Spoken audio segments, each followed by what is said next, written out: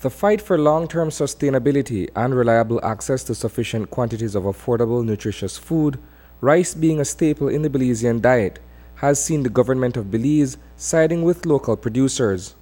GOB's support for homegrown rice in a market presently under threat of being destabilized by importation seemingly disregards the level playing field created by the CARICOM single market and economy. The Supplies Control Act of Belize has it very clear, and I have the evidence here according to the law, that says any product from CARICOM does not require an import license. And that is under the revised Treaty of Chagaramas, right?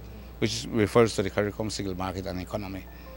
So in a nutshell, there can be no use of quantitative restrictions for any product to enter our Belize market. While that may be so, a permit from the Belize Agricultural Health Authority, BAHA, for businessman Jack Charles to import 3 containers of bulk rice from Guyana remains to be granted. Dr. Henry Canton, chairman of the Belize Agro-Productive Sector Group, says that clearance has not been given to bring in a shipment of grain from South America. The case here is that even though rice may have come from Guyana in the past, each time that rice hits Belize or comes to Belize, it has to have a valid BAHA permit for that specific shipment.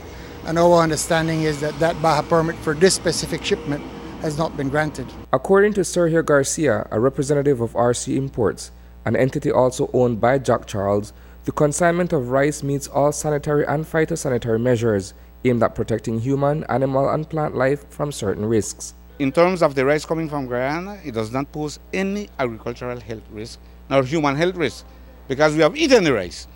Nobody died from it. So in a nutshell, we are saying that the rice meets all the SPS requirements. Beyond those measures are serious concerns among grain growers that Jack Charles will get away with bringing in Guyanese rice by simply paying a small fine. One of our issues is that if it does hit ground, will it just be fined and released and then into our market, which is a grave concern that we're having at this point in time.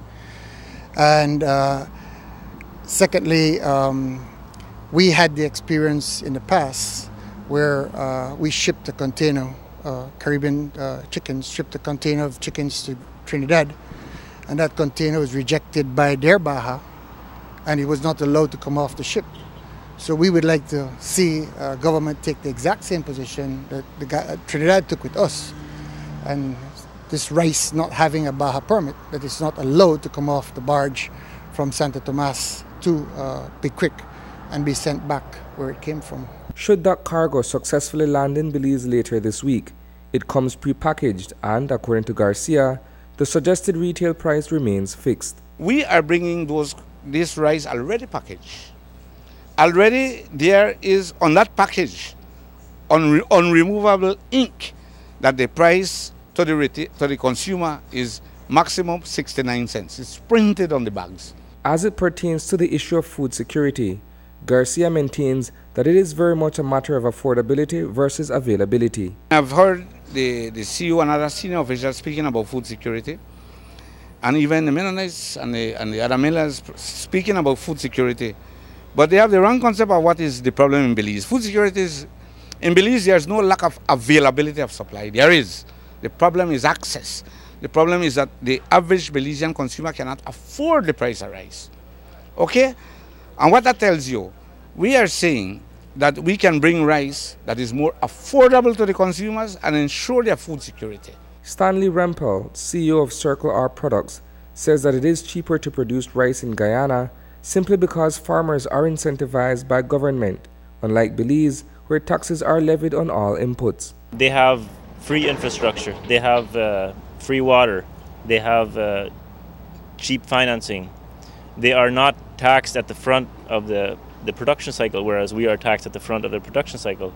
So there's a lot of factors that they're just disregarding. And it's something that we have to take into consideration. And yes, we have been meeting with government over the past years, working out a fair cost of production, because obviously every field has its own cost of production. Reporting for News 5, I am Isani Cayetano.